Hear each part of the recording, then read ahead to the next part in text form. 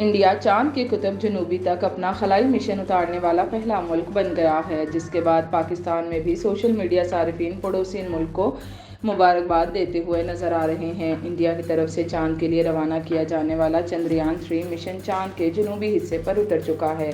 یہ مشن 14 جولائی کو انڈیا کی جنوبی ریاست آندھرا پردیش سے روانہ ہوا تھا، جو 40 دن کے طویل سفر کے بعد چاند پر پہنچا ہے۔ پاکستان کے سابق وزیر فواد چودھری نے چندریان 3 کے چاند پر پہنچنے کو عظیم لمحہ قرار دیا۔ میں کافی جوان سائنسدانوں کو ISRO کے چیئرمین کے ساتھ اس لمحے کا جشن مناتے ہوئے دکھا رہا ہوں۔ انہوں نے مزید لکھا کہ صرف خواب دیکھنے والی نوجوان نسل ہی دنیا بدل سکتی ہے۔ ہنا صافی نامی صارف نے لکھا کہ اپنے بچوں کو یہاں پاکستان میں YouTube کے ذریعے چندریان 3 کی چاند پر لینڈنگ دکھا رہی ہوں اور وہ بہت دلچسپی سے دیکھ رہے ہیں، متجسس ہیں۔ انہوں نے مزید لکھا کہ میرا 9 برس کا بچہ چاند پر فوراً خلائی مخلوق دیکھنا چاہتا ہے۔